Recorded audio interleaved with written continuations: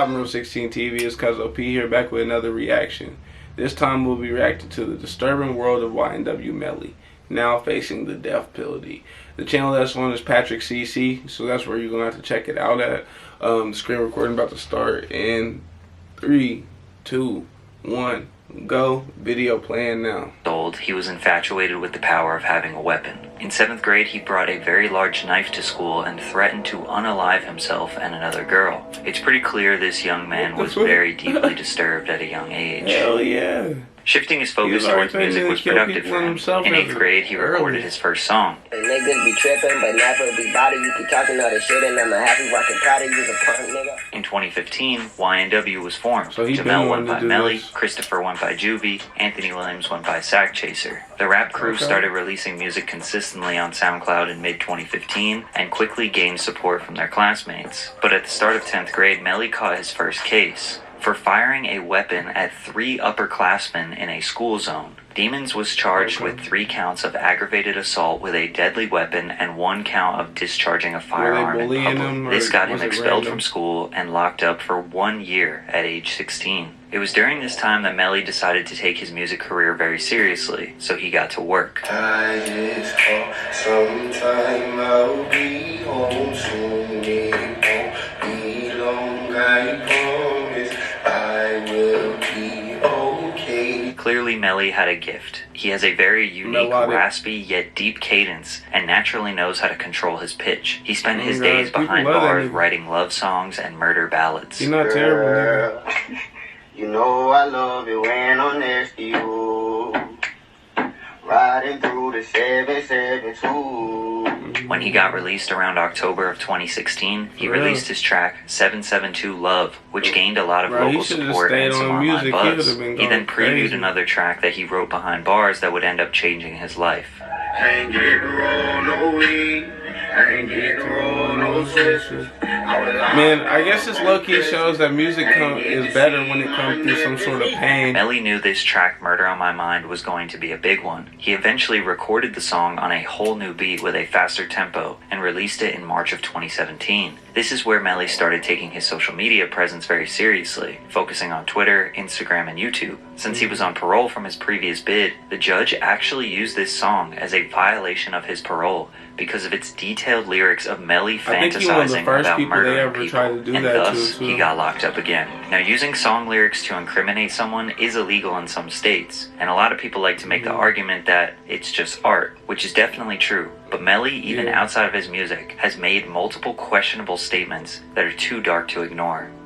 It was during this second confinement where he really started to generate a following.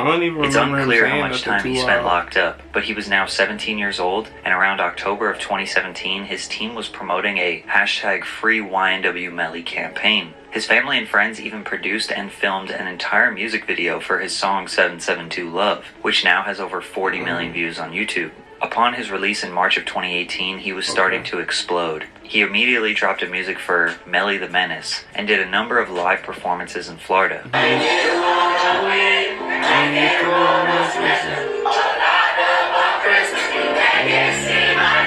His fame was leveling up. He released Blue Balenciagas, which would go on to do 70 million views. That song hit released too. a track called I Butter remember when that shit came and he was out. traveling around the country and enjoying Pecan. his freedom. All the while, Murder on My Mind was generating millions of views, and rap fans around the world were catching on to the YNW Melly wave. If I'm not wrong, in fact, Murder on My Mind, a lot of artists like Young Thug, Lil Durk, T Grizzly, and Uzi were big fans of Melly before most other normal fans caught on. He was a lot of artists' favorite artist. Right after his 18th birthday, he got arrested again for possession of marijuana, possession of weapon or ammunition by a convicted felon, and drug paraphernalia. Cortland Henry, aka YNW Bortland, Melly's longtime friend, was also arrested for possession of a weapon or ammunition by a convicted felon. They both posted bonds and were released the following day. With Murder on My Mind exploding, it was time for him to record a music video, and it's too graphic for me to even show. But he visually depicts the aftermath of a crime scene where he shot a friend and the friend slowly dies in his arms. These lyrics have been psychoanalyzed, and even though he wrote this song many years ago, The song may have shockingly foreshadowed real events. I didn't even mean to shoot him, he just caught me by surprise. I reloaded my pistol, cocked it back, and shot him twice. His body dropped down to the floor and he got teardrops in his eyes. He grabbed me by my hands and said he was afraid to die. I told him, "It's too late, my friend, it's time to say goodbye," and he died inside my arms. In his first interview with No Jumper, his whole demeanor was strange, but he revealed something very interesting. So what you got tattooed on your face? Tell me about it a little bit. What? On my face? Yeah. We got the heart on this side. All right. What's that say above your eyebrow on that side? Which side? Oh, either one. What's it? No, I got a sack chaser right here. That's my brother and my twin. Okay. I got Juvie. Juvie? Yeah, my brother. Just a lot of your friends who passed? Yeah. No, them my niggas right there. Oh, okay. Yeah. My brother right there. That's My cool. bad. I wouldn't get none of my friends tattooed on my face until they died. Yeah. I'm not a good friend like you were, apparently. That is eerie. Right. So Melly has his two best friends' name tattooed on his face. These types of tattoos are usually to commemorate lost ones, but in this case, they are alive and well for now. As Melly was finishing up his album We All Which is wild, Shine, they one have of both Kanye their West's names on writers, their face Sci-Hi while the they're Prince, alive. showed him Melly's music. Ye flew him out to LA to work on music, and when he got Sci-Hi there, the they Prince had a is pretty low-key funny first underrated as meeting. fuck. I was eating a pickle in his refrigerator. When I turned around, all I heard was, "Who pickled them is?" Yeah. I was like, "Oh shit, that's Kanye, what the fuck?" Then he was like, "Hell yeah, how long the pickles been in there?" I was like, "I don't know." I smashed that bitch.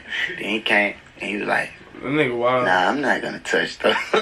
I ain't So lie. Melly, That's his a- manager, why- 100K why y'all Track, broke and niggas do some Kanye shit are like in the that? studio Y'all for broke- 2 why hours y'all- listening why to niggas music always be in until he somebody's asks fridge? Melly to play some of his songs, and this is what happened. Then we play mixed personalities, and he goes crazy. He's like, "Bruh, this is me. This is Ye. This is Kanye.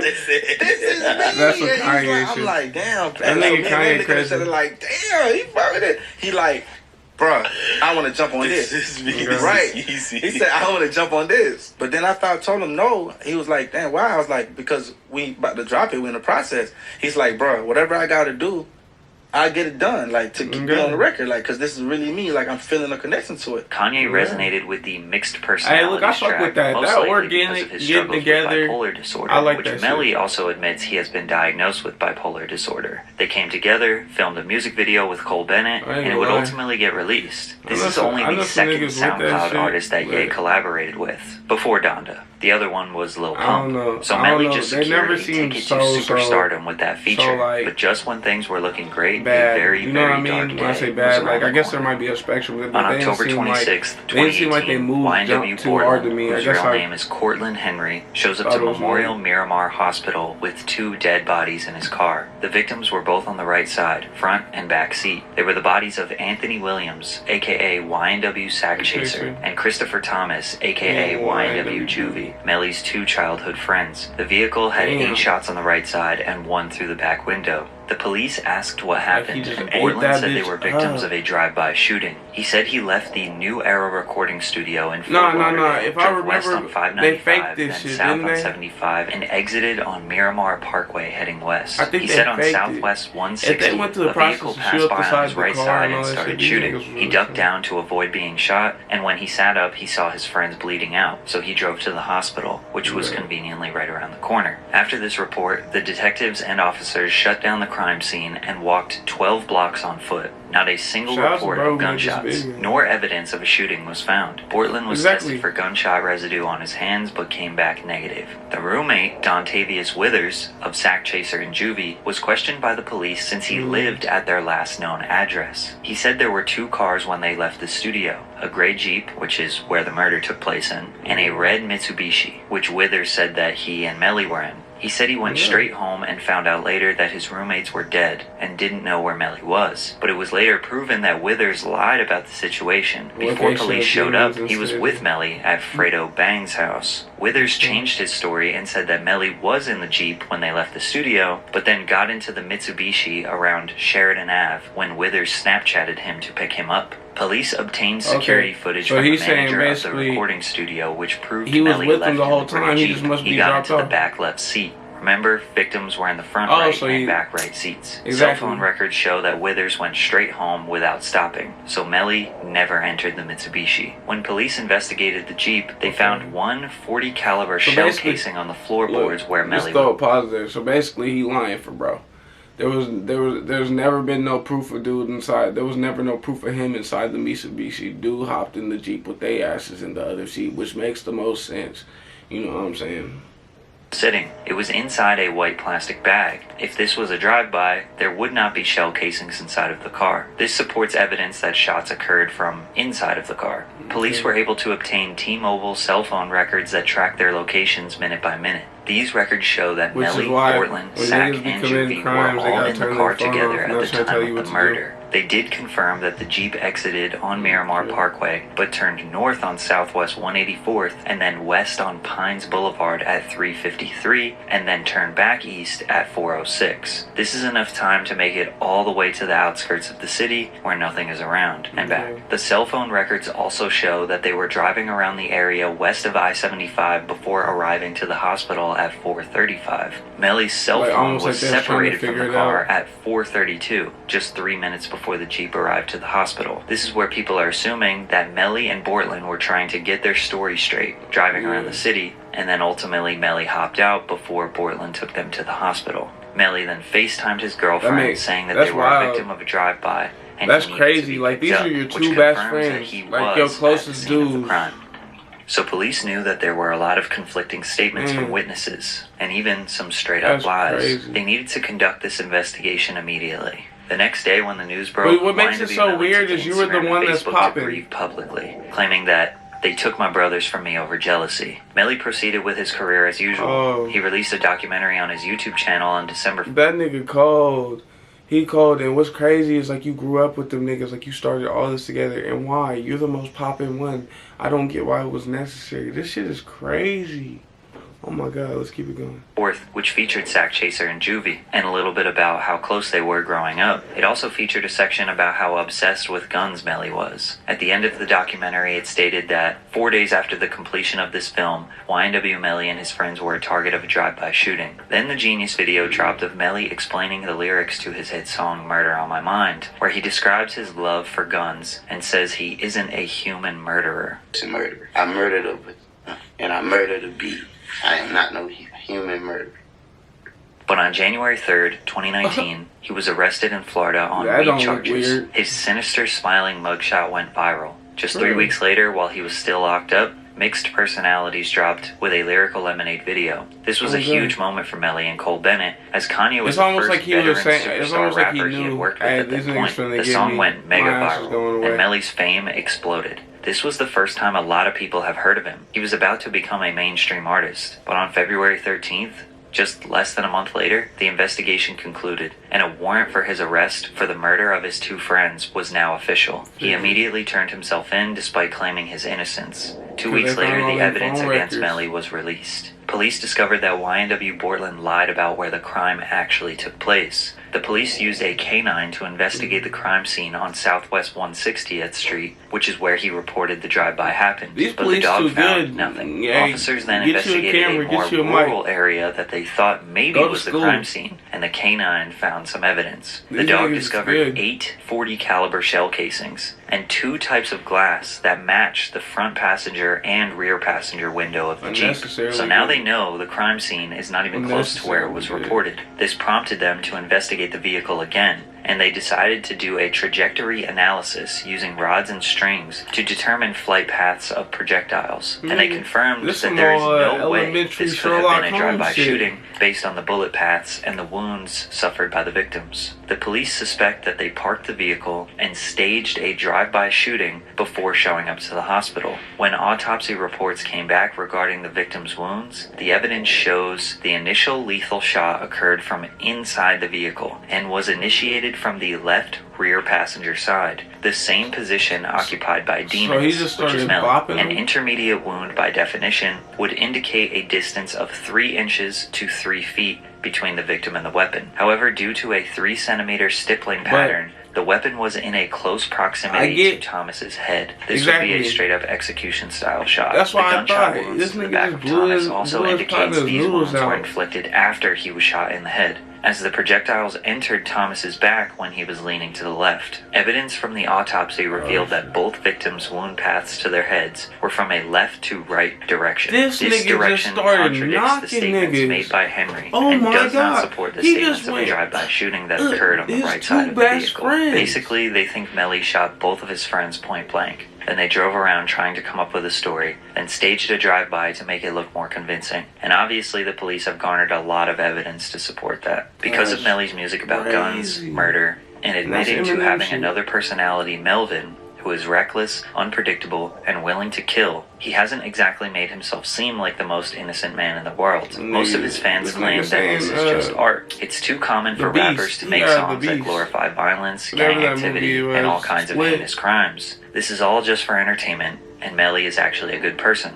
And when it comes to the music, it's hard to accuse someone of crimes based on that. But I think we can all agree some of his interviews and candid remarks about his alter ego Melvin make him look very suspicious. Plus, surely someone wouldn't kill their best friends, right? Well, there's absolutely nothing that indicates Melly had any beef or bad blood with Juby, who he has known since kindergarten. However, with Sack Chaser, there is some suspicion. A video surfaced on the internet of Melly's mother saying this: "Don't ever try to come for me, because I don't even play them type of games.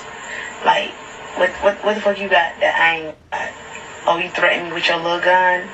Bitch, I got big guns."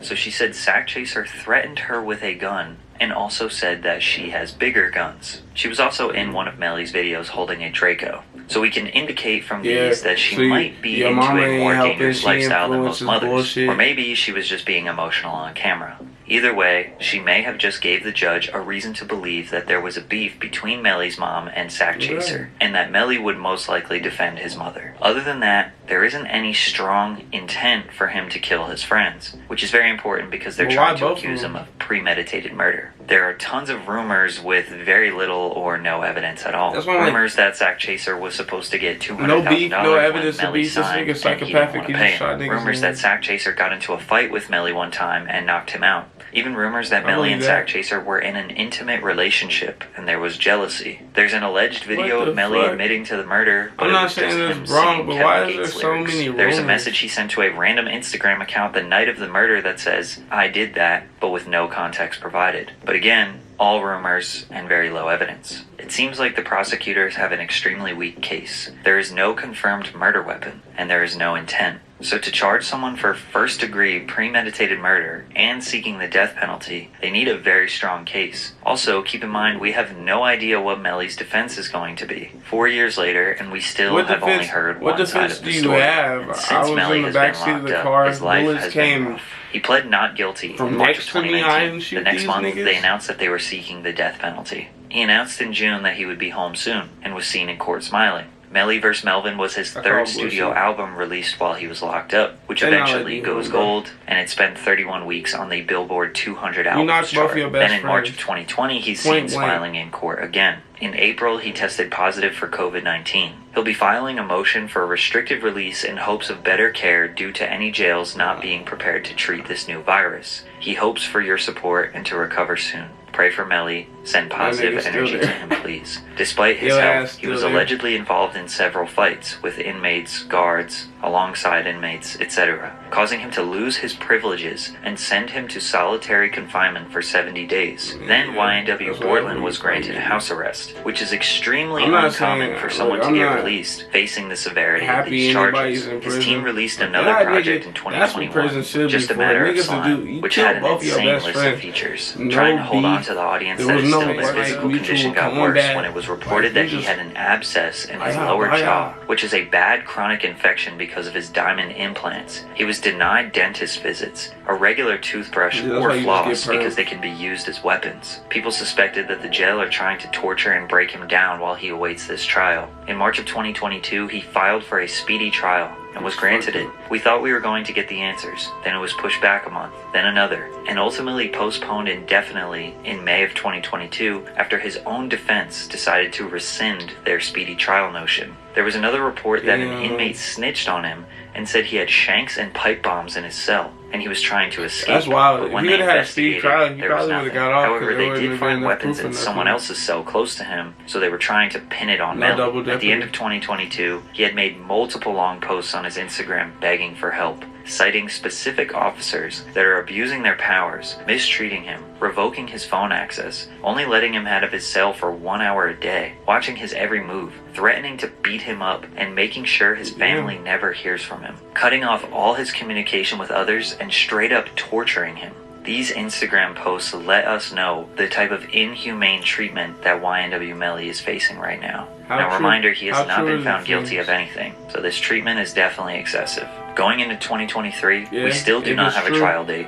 4 years, Melly has been behind bars, waiting to know his fate. The prosecutors have 600 pages of DNA, ballistic evidence, witnesses lying, Melly's own suspicious statements on social media, but they don't have a murder weapon. They don't have intent, and apparently they don't have anyone willing to testify against him. If Melly did this, it would be considered one of the most heinous crimes in rap history, but we don't know what his defense will be. So we're gonna end it right here. Like I said, this shit was on Patrick CC's channel. That shit is crazy, but think about that though. Yo, like the dude you grew up with your whole life, like just no reason behind it. If there was a reason, we don't know it, but it seems like no reason behind it other than just feeling like doing it. That's beyond crazy. I think bro is a psychopath, honestly, because it's like, well, you can't even call him a psychopath for he did it for clout and thought it was going to be a good idea, and it wouldn't have made sense for him to have done it. And bro, the fact that bro didn't plan it with them, he held it down for him, but it's fucking me up because there ain't no way he wasn't sitting there like, bro, I mean, you got problems. You just randomly shot our two friends in the head.